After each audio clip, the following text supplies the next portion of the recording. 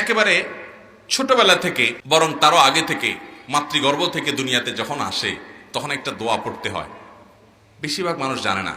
নবী করিম সাল্লাল্লাহু আলাইহি সাল্লাম তার প্রিয় নাতি হাসান এবং হুসাইন রাদিয়াল্লাহু তাআলা আনহুম যখন দুনিয়াতে আসছে তাদের কোলে নিয়ে দোয়াটা করেছেন। এই দেশে আলহামদুলিল্লাহ মা বাবার অধিকার নিয়ে প্রচুর ওয়াজ হয় এবং সবচেয়ে বেশি হওয়া উচিত, কারণ আল্লাহর পরে আল্লাহ রাসূলের পরে সবচেয়ে বেশি অধিকার মা বাবার, কিন্তু সন্তানদের অধিকার নিয়ে দেশে ওয়াজ খুব একটা হয় না। অথচ মা বাবার যেরকম অধিকার আছে সন্তানদের অধিকার আছে না নাই?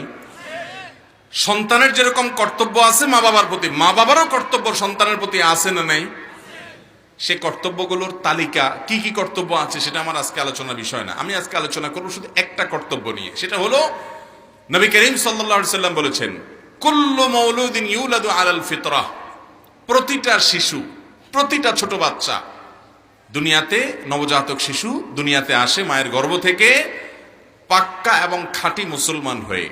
জন্মগতভাবে প্রতিটা মানুষ আল্লাহর অনুগত বান্দা হয়ে দুনিয়াতে আসে। একটা মানুষও খারাপ মানুষ হয়ে জন্মগ্রহণ।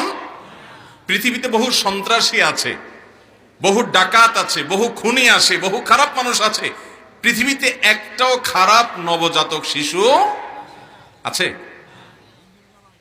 ভাইরা আমার, নবী করিম সাল্লাল্লাহু আলাইহি সাল্লাম সেজন্য বলেছেন প্রতিটা শিশু মাতৃগর্ভ থেকে খালেস ইমানদার হয়ে মুসলমান হয়ে ফেরেশতার মতো হয়ে দুনিয়াতে আসে। তাহলে খারাপটা করে কে?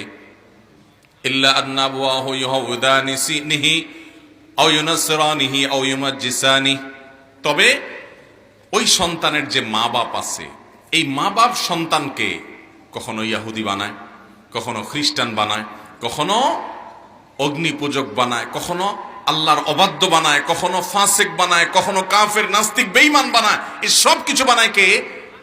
মূলত মা বাপে। পরিবেশ, আশপাশ, শিক্ষা প্রতিষ্ঠানের ভূমিকা অনেক পরে, সবার আগে ভূমিকাটা হলো মা বাপের। এই জন্য কোন সন্তান যদি আল্লাহর নেককার বান্দা হয় তার ক্রেডিট যেমন বাপ মা পায়, কোন সন্তান যদি অমানুষ হয় তার ডিসক্রেডিট পায় কে? ওই মা বাপ।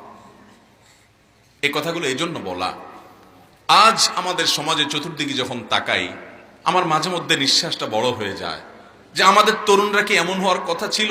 আমি বিভিন্ন জায়গায় বলি, আমি আমার ছেলেবেলায় দেখেছি, যারা আমার বাবার বয়সে এখানে মুরব্বীরা আছেন তারা আরো বেশি দেখেছেন, রাস্তা দিয়ে একজন বয়স্ক মানুষ আসলে বাপের সাথে উঠা বসা আছে এরকম মানুষ, হয়তো গরিব মানুষ, তাকে দেখলে যেহেতু বয়সে বড়, অনেক বড় লোকের ছেলে পেলেও সাধারণত বটেই, রাস্তার পাশে কাচুমুচু হয়ে দাঁড়িয়ে আসসালামু আলাইকুম করে লম্বা করে একটা সালাম দিত ভদ্রভাবে। বাসে যখন আমরা উঠেছি আমি বহুবার দেখেছি, অনেক কলেজ ইউনিভার্সিটি